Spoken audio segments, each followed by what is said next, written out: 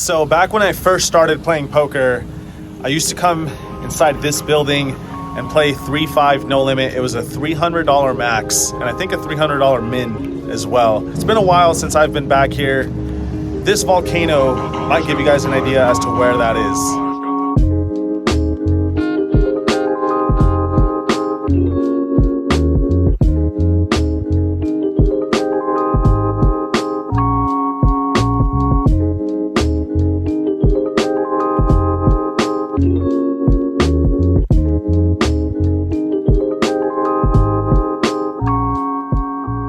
Right, so this is the Gardens Casino here in Hawaiian Gardens, California. One of the main properties when it comes to LA poker. They compete with the Bike, Commerce, Hustler, etc. As far as I know, this one is just as good as any of them. They all have their pros and cons. I'm not really partial to any of them, but the reason this one in particular is somewhat special or nostalgic is because it was where I spent most of my time when I started discovering this silly game that we all know and love. Since then, a lot has changed. I don't really play here anymore. I don't have to go too deep into the story because you guys have probably seen it throughout these videos. But anyway, it does feel weird being back here. I did play one session during COVID, but it was like out here somewhere under some tent. You guys remember when we had that outdoor-indoor poker situation going on? That's enough blabbering. I'm gonna get inside and play whatever no limit game is going on. I think the biggest they have is 5-10 no limit. Lose a lot of money or win a lot of money, whatever it is. Hopefully it's entertainment. Let's get inside and play some cards.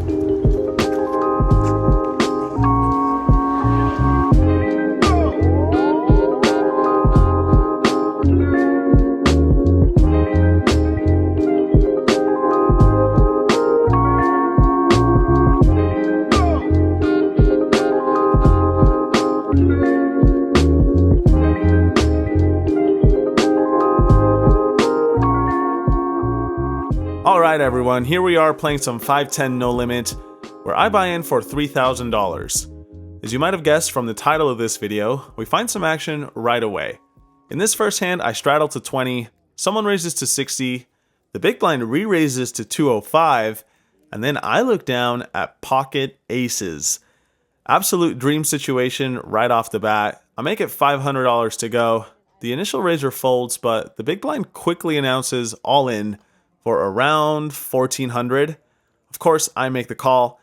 And just like that, we have a nearly $3,000 pot with 5 cards to come, less than 5 minutes after sitting down. Board looks pretty good, and sure enough, we beat Ace-King. Great start to the night. The very next shuffle, action folds to me in the big blind with pocket 9s now. I raise it up to 60, and then the straddler makes it 200 on my direct left. Calling seems like the only option to me, so that's what I do, and we see a flop of Queen 5 deuce. I check, he bets 150, and I call.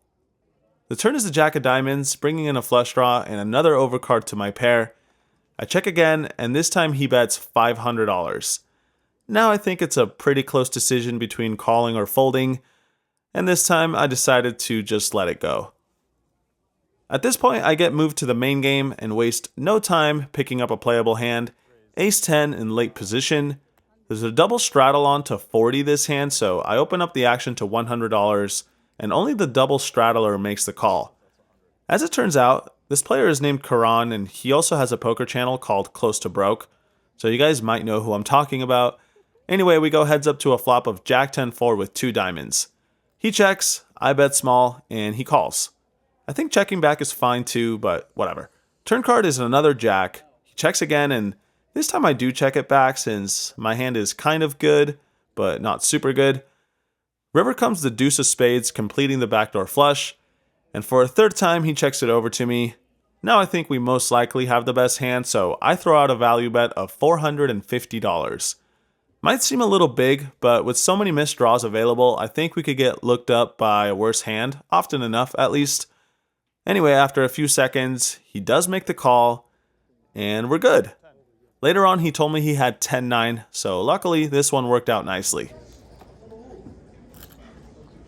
In the next one, the straddle is on, and I open King Queen of diamonds to 50. Action gets to the small blind, who now makes it 155.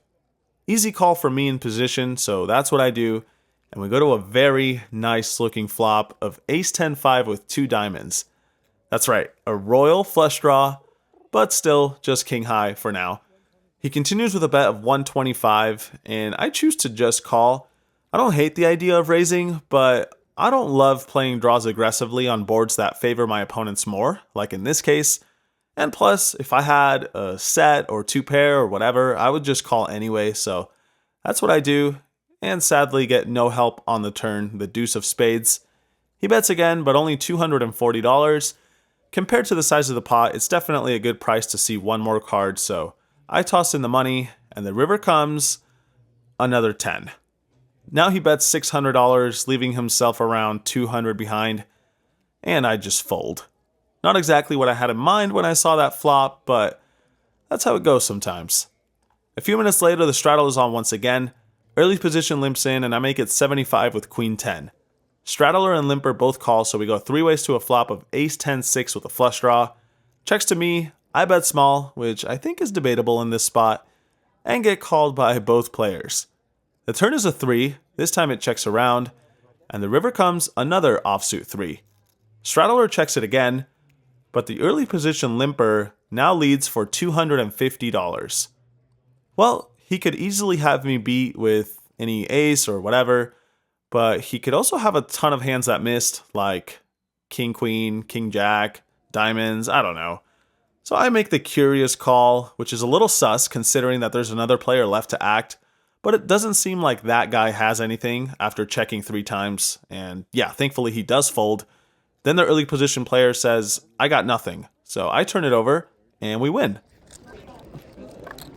As if things weren't going smoothly enough, we get dealt pocket aces once again in the straddle. There's an open from early position to 60. I make it 300, and he calls. Flop comes king 7-6 rainbow. I bet small, and he calls. The turn is the 4 of hearts, and for some reason, I elected to check.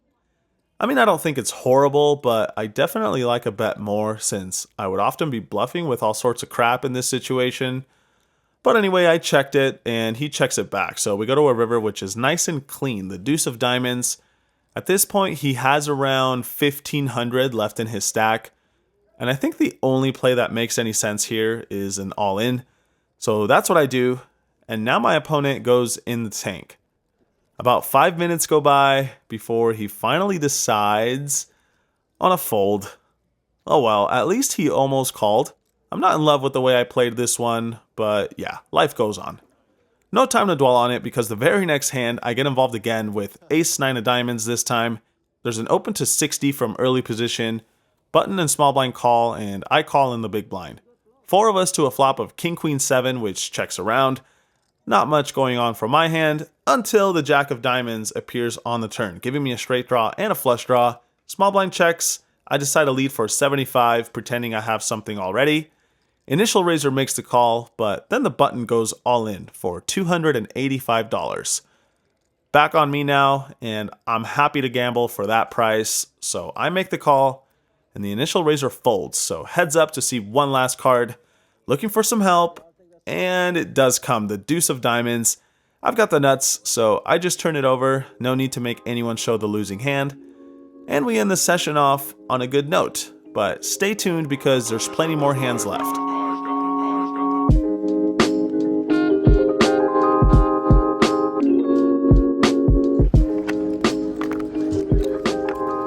So I've been playing for like maybe 6 hours now. It's getting late. It took a long time to get into a game. I think I waited like maybe 2-3 hours, and I'm kind of exhausted at this point. So I think what I'm gonna do is get a room somewhere in LA and then come back here in the morning. Maybe I'll just try to get in like the new game tomorrow morning, and of course bring you guys along for the ride. So let's fast forward like 12 hours. I'll see you guys tomorrow.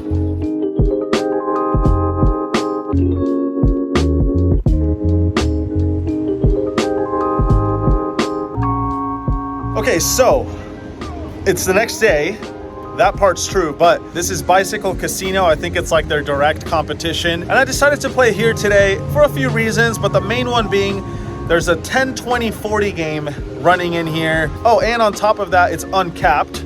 So that's a nice change of pace from yesterday's 5-10 at the Gardens, where I think it was a 3,000 or a 2,000. Should be more action-packed at the very least. Unfortunately, I only have a few hours to play, something like 3 or 4 hours. Not really sure how many hands I'll be able to get in that time frame, but no more wasting time. Let's get inside and play some cards.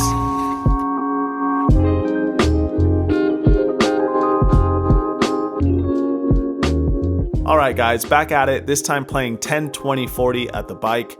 I decided to buy in pretty deep today, $30,000 in preparation for either max pain or max glory. We're going to start things off with pocket fours in the small blind. Already a sketchy situation, but here we go. Button opens to 120. I make it 500 because no gamble, no future, and he calls. Heads up to a flop of queen 10-7 with 2 hearts. Somewhat neutral board, but I think it's a little better for the button, so I check and he checks it back. The turn is a 9, further dissuading me from betting, so I check again and he checks it back. Now it seems he has some sort of showdown value, like a medium strength pair. So when the river comes an offsuit jack, meaning ace-king is now the nuts, I think a big bet is in order. I throw out $1,500, expecting to win this hand fairly often. However, before I tell you guys what happened, I gotta admit, I kind of hate this bet looking back, because if I had ace-king, I would have bet on the flop, but hey, at least my opponent doesn't know that, right? Anyway, he goes in the tank for a long time before finally deciding to call.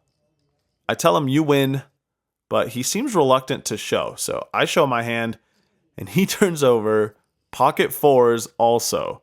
So yeah. This hand was some comedy for sure. No wonder you wanted to show. What the fuck was that hand? No.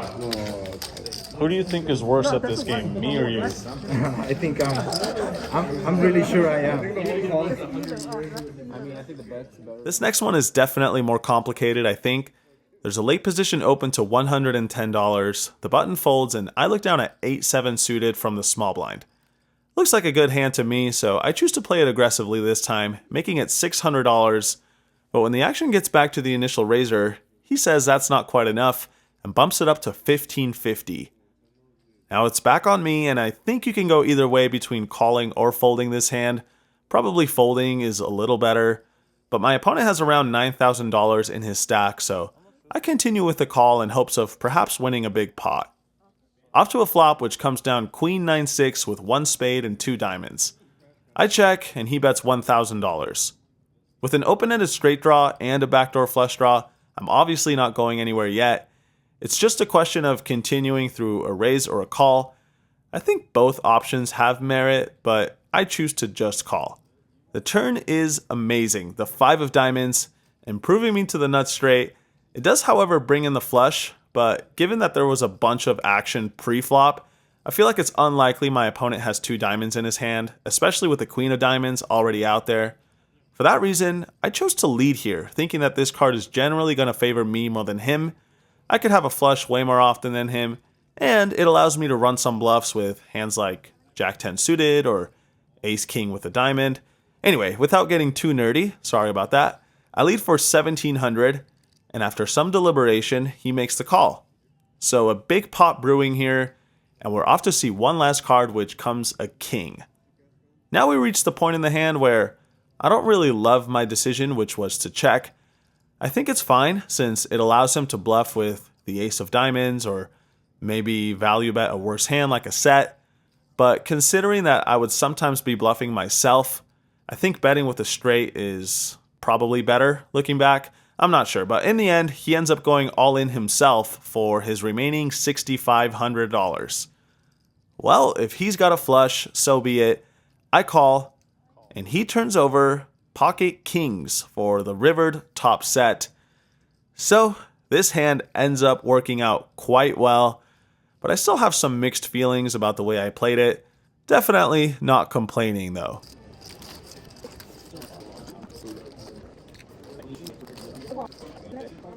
In the next one, I open the button with ace 10 and get called by the small blind and the straddler. Flop comes Jack 10-8 with 2 diamonds, checks to me, and with middle pair and the backdoor nut flush draw, I think you could go either way. This time I choose to bet small, and only the small blind calls. The turn is interesting, the king of diamonds. He checks again, and I think continuing to apply pressure is the way to go. It's unlikely we have the best hand, but it also seems unlikely he has a very strong hand himself. So I throw out $500, and after some thought, he makes the call again. Perhaps we're up against a hand like King Queen or King 9, maybe a Jack, who knows. When the river comes another Jack and he checks it a third time, feels like I've got the perfect candidate for a big bluff with a pair on this paired board and the ace of diamonds, so I stick to the plan, firing out one last bet of $2,000. My opponent thinks it over for a long while before deciding to call.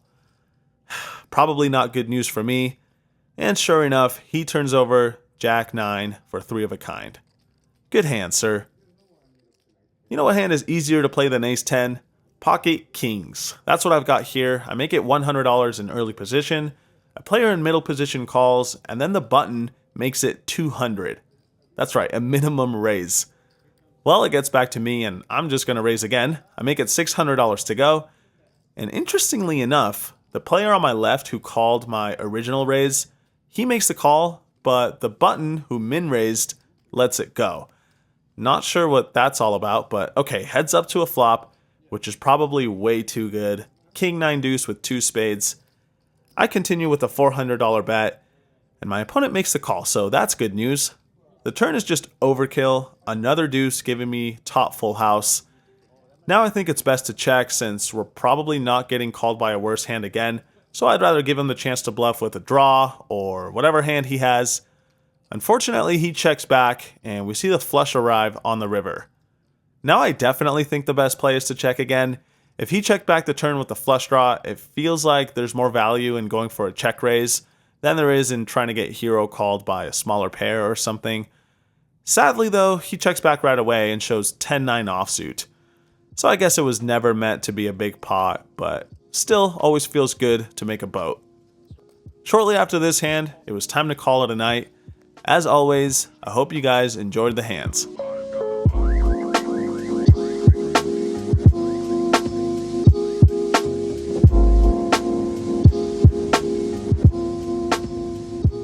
Well, that went about as good as you could hope for in a short amount of time. I only played like 3 hours, and pretty much just because of that 8-7 hand, managed to book a nice win here. I was in for 30,000, cashed out for a hair over 38. So over both days, definitely not bad. I did lose 2,000 or 3,000 at Morongo a few days ago though, so that happened. Somehow it just seems like every time I vlog a session, it goes well. But just so you guys know, there's plenty of sessions that I don't vlog, and sometimes I win, other times I lose, but there's definitely losses happening between these big wins. Not necessarily huge ones, or I'd probably mention them, but they're in there. Anyway, as always, thank you guys so much for the support. Thank you for all the nice comments on my previous video. If you haven't seen it, go check it out. It included my biggest win ever. If you left a comment on this one, if you liked it, if you did any of that YouTube stuff, I appreciate it. Helps the channel continue to grow. That's all I got for now. Good luck at the tables. Peace.